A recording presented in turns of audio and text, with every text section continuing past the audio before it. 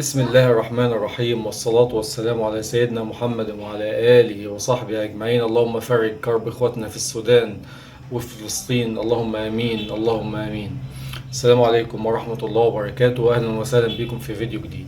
هو فين؟ السلام عليكم. عليكم السلام ورحمة الله. اقول لك قل لي. هدول مساكين. مساكين سيادتك. يلا طلع. الأهلي امبارح زعلنا، الزمالك النهاردة بيصالحنا. ما شاء الله. الأهلي امبارح اتعادل مع بتروجيت 1-1، الزمالك بيتعادل النهاردة مع البنك الأهلي 1-1. في نفس الجمعة يشاء السميع العليم انك تجيني هنا. يعني اللي الاهلي بيزعله لنا امبارح الزمالك بيصالحنا النهارده. دايما الزمالك ما بيقبلش اي هدايا من الاهلي، سبحان الله. اي نتيجة سلبية للاهلي الزمالك تاني يوم او في نفس الوقت بتلاقي برضه نتيجة سلبية بعد التحفيل. انت حفلت عليا امبارح، النهارده بقى انا خلاص. يعني هي انت حفلت عليا امبارح، لازم تترد لك النهارده. ما تهدوا يا جدعان، اصبروا. بتحفلوا ليه وبتستعجلوا على ايه؟ استنوا لما الماتش بتاع البنك الاهلي يخلص مثلا وحفلوا براحتكم، لكن انتوا بتبتدوا التحفيل بدري. فسبحان الله، تاني يوم رابع تعثر للزمالك الموسم ده. يعني انت لو بصيت لنتائج الزمالك الموسم ده مش احسن حاجة. في حاجة غلط في الاداء، ما تفهمش في ايه، ده عيب مدرب ولا جودة لعيبة ولا مشاكل. في حاجة مش مظبوطة في الزمالك. ممكن تكون الأزمة المالية اللي في الزمالك مؤثرة، بس ما هو في صرف للمستحقات الفترة اللي فاتت. يعني في جزء من المستحقات اتصرف للعيبة. ما تفهمش برضو نفس الفكرة، وبرضو الأداء برضو من سيء لأسوأ في الزمالك. ما علينا.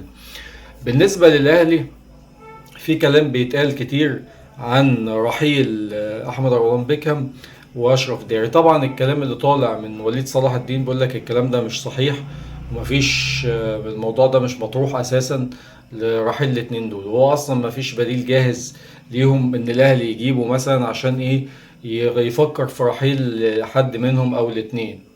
الاهلي عنده كوارث ومشاكل دفاعية كبيرة وعايز تدعيم في خط الدفاع.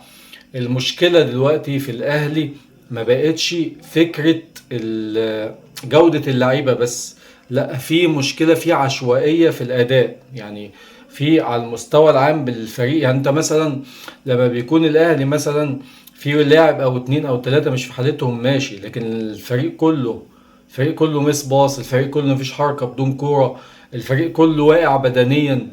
طب ده شغل مين؟ ده مسؤولية مين؟ دي مسؤولية الجهاز الفني. يعني دي مسؤوليه الجهاز الفني.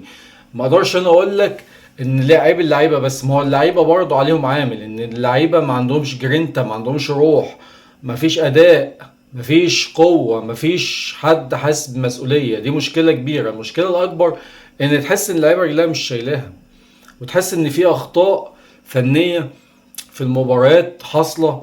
يعني في لعيبه دون المستوى، يعني في لعيبه ما ينفعش تبقى موجوده في الاهلي، وانت عارفهم اكيد.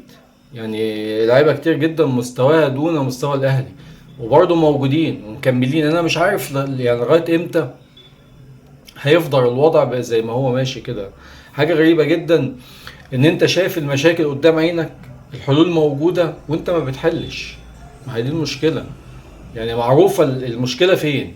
عندك مشكله دفاعيه، سبب المشكله الدفاعيه ان اللعيبه واقعه بدنيا.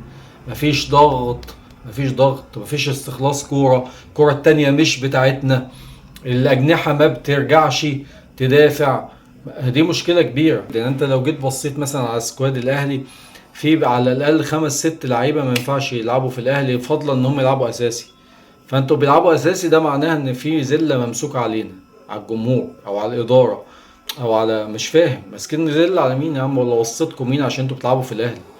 مصايب وكوارث. يعني ما مش فاهم في ايه بالظبط. ما علينا. السلام عليكم ورحمه الله وبركاته.